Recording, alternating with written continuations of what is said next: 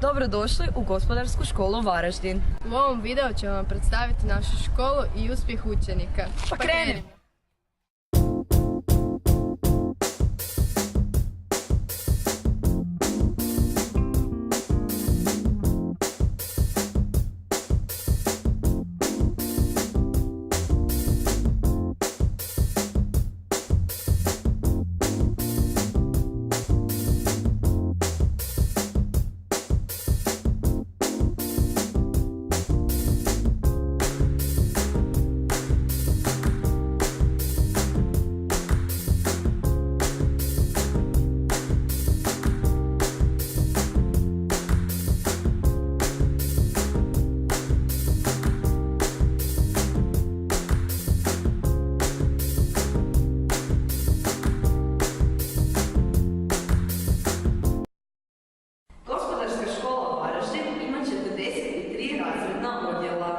Programa obrazovanja zastupljene su sljedeće usmjerenja.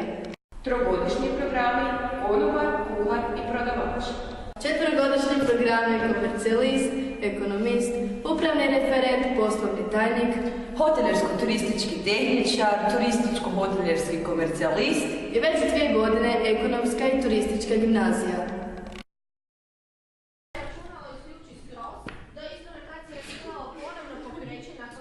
Nego nosioci podataka mogu biti još i koji, ko će reći, gdje smo možemo spremati podatke?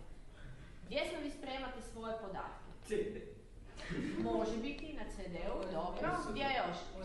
USB memory stick. Dakle, to su danas najčešće u školi Varaždin potpuno su opremljene u skladu sa zahtjevima državnog pedagoškog standarda. Na stropu svake učionice nalazi se instaliran projektor koji je povezan sa računalom koje se nalazi na nastavnikovom stolu. Također, učenicima su dostupna računala za vrijeme nastave, te ih mogu slobodno koristiti. U Gospodarskoj školi Varaždin koristi se i e-dnevnik, tako da učenici mogu biti stalno informirani o svojim ocjenama, a i roditelji također mogu biti informirani o napredovanju svoje djece. Učenici Gospodarske škole postižu odlične rezultate na županijskim i državnim natjecanjima, a ovo su neka od njih. Međužupanijska natjecanja Gastro 2009. godine, 2010. godine kuhari su osvojili prvo mjesto. Hoteljersko-turistički tehničari osvojili su 3. mjesto u disciplini predstavljanja turističke destinacije, A konobari posluživanje menija 4. mjesto. Od državnih natjecanja izdvajamo Prodavač 2012. 2013. godine osvojeno prvo mjesto. komercijalisti su 2009. i 2010. godine osvojili prvo i 5. mjesto. 2011. i 2012. osvojili su 3. mjesto. 2012. i 2013. osvojili su 3. mjesto te su bili domaćini samog natjecanja. I ove godine naši komercijalisti sudjeluju na državnom natjecanju u Dubrovniku, te se nadamo dobrim rezultatima kao što su i dosadašnji bili. U disciplini Mladi poduzetnik 2008. godine osvojeno prvo i 3. mjesto. U disciplini knjigovodstvo s bilanciranjem 2010-2011. godine također je osvojeno prvo mjesto. Poslovni tajnik 2011. godine, 2012. godine osvojeno prvo mjesto. Kompjuterska daktilografija organizacije Hrvatskog stenografskog društva Ivana Kokut osvojila je prvo mjesto i plasirala se na svjetsko prvenstvo u Belgiji. Poslovni plan poduzetnički pothvat 2011. godine osvojeno prvo mjesto. Moramo istaknuti također i odlične uspjehe na natjecanjima stranih jezika. A bili smo sudionici državnog susreta Lidrano 2013. godine. Jedan od profesora tjelesne i zdravstvene kulture jest Milivoj Kobal, koji će vam reći više o uspjesima naših učenika. Dobar dan, profesore. Dobar dan. Evo, možete reći nešto o sportskim uspjesima naših učenika? Evo, naša škola je imala relativno puno uspjeha u sportskim aktivnostima.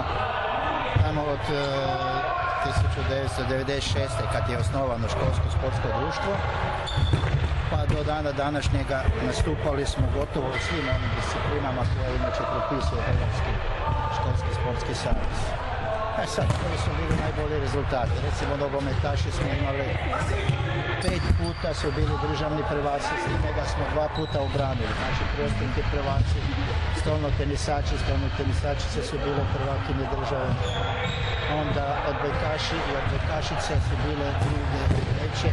Košarka, cure, dečki su isto imali rezultate, tako da se stvarno možemo pohvaliti sa dobrim rezultatima. Možda je to rezultat što smo imali sportska odjeljenja, koja su počela isto to 96. pa nadalje, pa smo tu na neki način dobivali sportaše.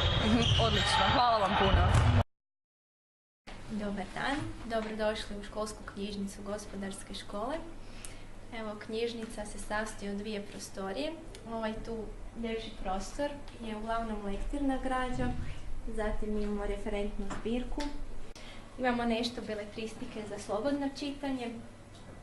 I ova manja prostorija je stručni fond, znači naslovi koji vam trebaju za pisanje seminarskih, za maturalne radove, za nastavnike i sl.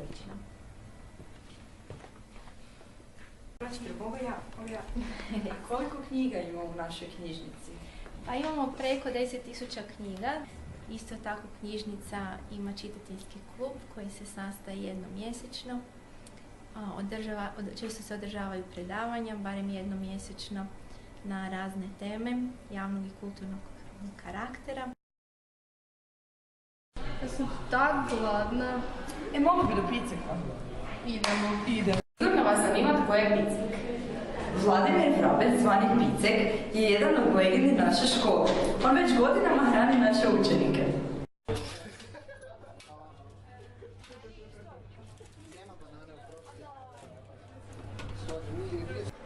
Kada bi vam detaljno predstavljali našu školu, ovaj video bi trajao puno duže. Nadamo se da smo u ovih nekoliko minuta uspjeli prikazati barem mali dio ove škole. Ja sam Monika. Ja sam Ivana. Ja sam Ana Marija.